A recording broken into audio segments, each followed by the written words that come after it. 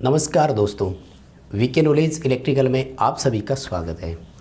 दोस्तों, राजस्थान के विद्युत विभाग में अलग अलग विभिन्न पदों पर अभी रिसेंटली एग्ज़ाम हुए हैं और जैसा कि हमारी आशा है, उम्मीद है, टेक्निकल हेल्पर पद के लिए भी बहुत जल्दी वैकेंसी आने वाली है और हम उन एग्ज़ाम से टेक्निकल हेल्पर के पेपर का कैसे प्रीव्यू और आंकलन कर सकते हैं, आज की इस वीडियो में बात करने वाले हैं।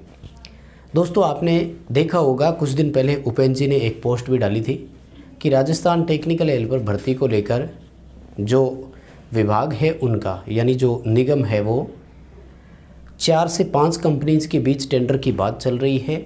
जिस किसी भी कंपनी को जैसे ही फाइनल हो जाएगा तो उसके बाद एडवर्टीजमेंट आ जाएगा। दोस्तों, हमें यही निष्कर्ष निकालना है, क्योंकि एग्ज़ाम का पेपर कैसा आता है ये डिपेंड करता है कि कौन सी कंपनी उस एग्ज़ाम का पेपर करवा रही है।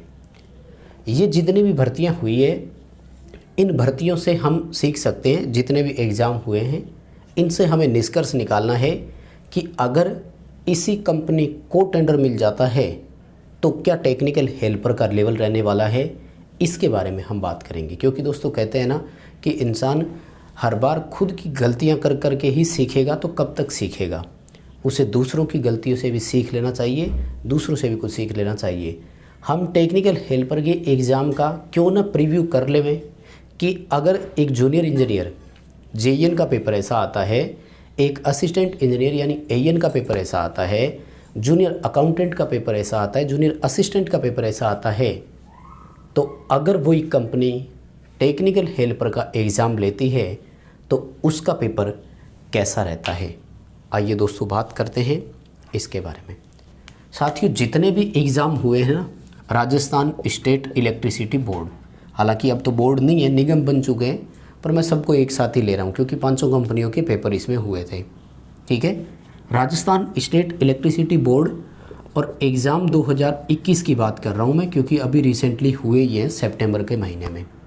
बहुत सारी पोस्ट पर हुआ है, assistant accountant, junior accountant, assistant, junior assistant, ठीक है, कई सारी पोस्ट है जिन पर, यानी मंत्रालय की सीटें जितनी भी है, इंजीनियरिंग कैडर की जितनी भी, सब हो गई। सिर्फ आईटीआई वाले बचे हुए हैं और अगर कंपनी को टेंडर फाइनल हो जाता है तो चांसेज है वैकेंसी आ जाएगी, क्योंकि सिर्फ इसी बात पर अटका हुआ है कि टेंडर किसको देना है, एग्ज़ाम कंपनी कौन सी करवाएगी। जो आरएससीबी का अभी जो एग्ज़ाम हुए थे दोस्तों, वो करवाए हैं आईबीपीएस ने। और आईबीपीएस, जैसा कि आप सभी जानते होंगे, कि एक बैंकिंग इंस्टीट्यूट है जो जनरली बैंकिंग वालों के या बैंकिंग सेक्टर के ही एग्ज़ाम्स करवाती है। पूरा नाम होता है institute of banking personal selection. यहाँ पर्सनल का मतलब निजी वाला नहीं है, पर्सोनेल है। पर्सोनेल का मतलब होता है कार्मिक, कार्मिक यानी कर्मचारी। Institute of banking personal, personal का मतलब कार्मिक सिलेक्शन, यानी कर्मचारियों के सिलेक्शन करने वाला। लेकिन ये राजस्थान के इलेक्ट्रिसिटी बोर्ड में भी इस बार एग्ज़ाम करवाए हैं और इन्होंने कैसे पेपर दिए वो बताऊं। तो एक तो इनका थोड़ा सा ये ध्यान रखना, टाइमिंग बड़ी सटीक है इनकी, ठीक है ना। तो टाइम के प्रति ये पूरे पंक्चुअल होते हैं, एग्ज़ाम जल्दी ले लेते हैं, रिजल्ट भी तुरंत ही दे देते हैं।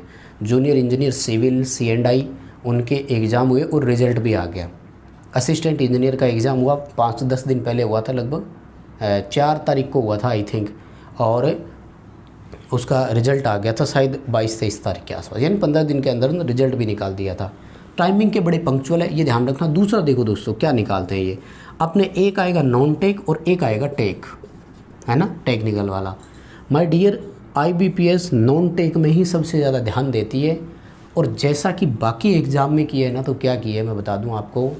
अपने भी राजस्थान जीके तो आएगा ही आएगा, अब अपनी किस्मत पर है कि कितना सेट होते हैं। अगर वो मान लीजिए सेट कर देते हैं 30 क्वेश्चन यहाँ पर, तो ध्यान रखना दोस्तों, बहुत गहरे क्वेश्चन पूछे थे इसने, बहुत गहराई तक गया है।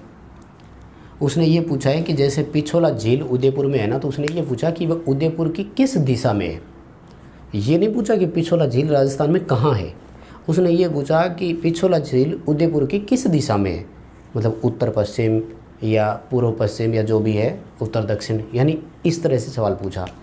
ये पूछा कि जो पिछोला झील है उसमें मेंटेनेंस कार्य लास्ट टाइम कब हुआ, सॉरी झील का नहीं, चित्तौड़गढ़ दुर्ग का पूछा कि चित्तौड़गढ़ दुर्ग में लास्ट टाइम जो मेंटेनेंस है वो कितना हुआ।